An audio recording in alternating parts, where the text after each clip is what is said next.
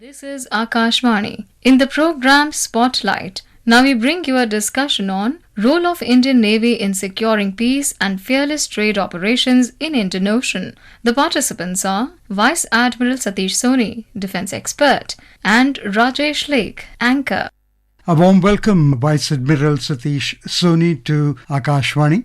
My first question to you is, how can you give us the overview of the Indian Navy's mission and objectives in ensuring security and stability in the Indian Ocean region?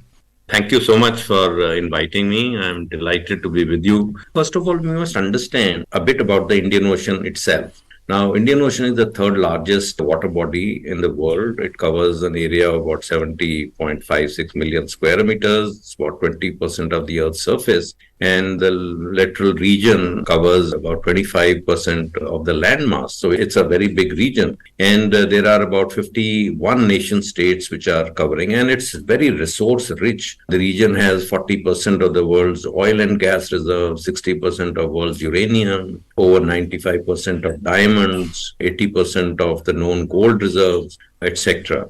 And Africa is the new go-to continent, and trade with Africa, which is resource rich, and the developing countries like China, India, Korea is developed or Japan is developed, but these are the countries which need resources, and Africa can supply those resources. The Persian Gulf can supply those resources. So there is an interdependence, an economic interdependence. And this is where the Indian Ocean region comes, and this is where the sea lines of communication, which pass right under us, the Indian Peninsula, which is jutting 1,000 miles into the Indian Ocean. We sit over these sea lines of communication. Our coastline is huge, about 7,500 kilometers. We have about 1,200 island territories, and we have a very dominant presence, and with that comes the responsibility of keeping the sea lines of communications very secure. Sea lines of communications through which over 110,000 ships sail annually.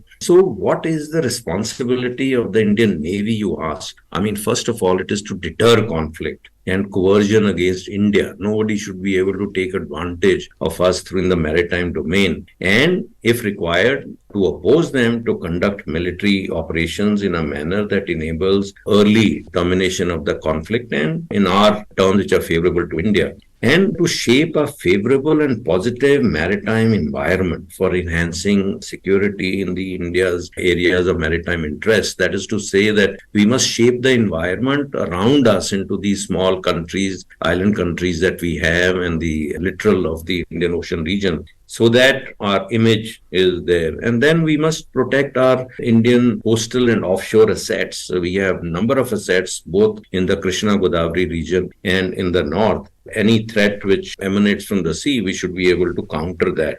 And the most important of all, the Indian Navy must look ahead and see what are the needs of the future and develop requisite maritime force levels and maintain capacities to meet India's security requirements. And not only ours, but even of the smaller nations. Okay, so that was a good overview of the strategic significance for global trade and security of the Indian Ocean. I'm sure there are key challenges or threats to peace and security in the Indian Ocean region. What are these key challenges? You can divide these challenges into two parts. Traditional challenges emanating from the adversarial relationships that we have with some of our neighbors, Pakistan to the west and China to the north. They are traditional challenges for us. China's economic interdependence with countries of the Indian Ocean region has increased, and therefore their requirement to safeguard their sea lines of communication. And with that comes the requirement of a bigger navy, which they are developing.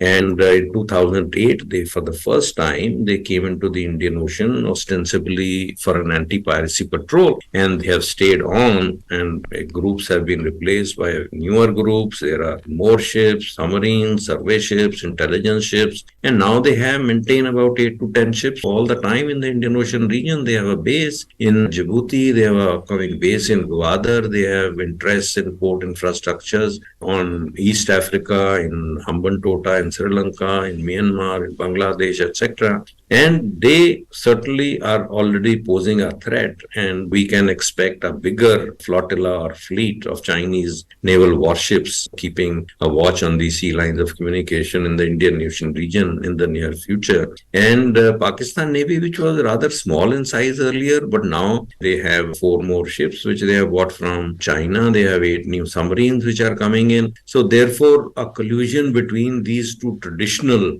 enemies or adversaries is a big threat. That is the traditional part. Then you have non-traditional threats. You see, smaller countries, they don't bother much about these threats. For them, what is important is are they taking advantage of the EEZ? Are they able to fish freely? Are their maritime ecosystems getting disturbed? Is the water level rising as much to be of trouble to them? You have Maldives where the height of the highest feature is just about 5 meters. And if the sea level rise, the scientists predict that Maldives will probably disappear in 150 to 200 years. Bangladesh has a lot of low-lying areas, and with the rise in sea levels, you will have to face huge human migrations. And there are other non-traditional threats like human trafficking, drug trafficking, piracy, etc. So these constitute threats which the Indian Navy, along with the other maritime forces and organizations and other countries, must be able to counter. So how does the Indian Navy collaborate with other maritime forces and international organizations to address security challenges in the region, particularly the traditional challenges? We have very, very strong partnerships. Indian Ocean is a huge region. Indian Navy certainly can't manage every bit on its own. So we develop partnerships with other countries, regional and extra-regional both. So we carry out joint exercises. I think we are doing joint exercises with most of the advanced navies. We carry out coordinated patrols. We carry out staff talks. We cooperate. We build capacities of these smaller countries. We train their people. And we share maritime domain awareness, information with them. We promulgate that. We have an information fusion system center in Delhi, wherein all the inputs about what is happening in the maritime sphere is collated and then distributed to all the concerned countries so that everyone is on the same grid and we are able to provide maritime security collectively to the whole region. India has not only trains, but also carries out EEZ surveillance for those who don't have as many ships. We provide hydrographic assistance to these countries for carrying out surveys. We build ships for them, we gift them ships, and we repair them in our dockyards. So in every way, we are trying to build a secure maritime neighborhood, not only by advancing our own capabilities and capacities, but also that of our neighbors. So there have been lately a lot of instances where Indian Navy has played a major role in rescue missions. I will let you discuss those and elaborate on them. And also, what are the Navy's efforts in combating piracy and maritime crime in the Indian Ocean? Indian Navy has been in the news recently. So though while we have been in the news only recently, the Indian Navy has been at it all the time. Whenever there is a threat at sea, the Indian naval ships and helped by Air Force aircraft are always there. The Indian Navy follows something known as mission deployments, in that there is always a big ship which is available in a part of the Indian Ocean, whether it is the Gulf of Aden, whether it is near Australia, whether it is Mozambique Channel or Persian Gulf or south of Indian Ocean, south of Sri Lanka, so that we are able to react to a developing situation. And all these ships are equipped with human assistance, disaster relief brigs, and they are able to, whether it is a threat from, say, of human migration, or it is a threat from piracy, or it is just a HADR threat, they are able to respond. In the recent past, in the last few months, there have been 18 occasions in which the Indian Navy ships have intervened, and blocked the merchant ships which have been hijacked by pirates, and they have forced the pirates to surrender and arrested those pirates and brought them home and released. And it's not only those ships which are crewed by the Indians, they are multinational crews. So the Indian Navy has been very active during the phase of 2008 to 12 when piracy was at its peak. It was on account of the efforts of the Indian Navy and also the efforts of the other nations that it was able to bring the Somali pirates under control. And sometimes very decisive and bold action were taken like they are being taken now. How does the Indian Navy contribute to maritime domain awareness and surveillance in the Indian Ocean? Is mission deployment one of them?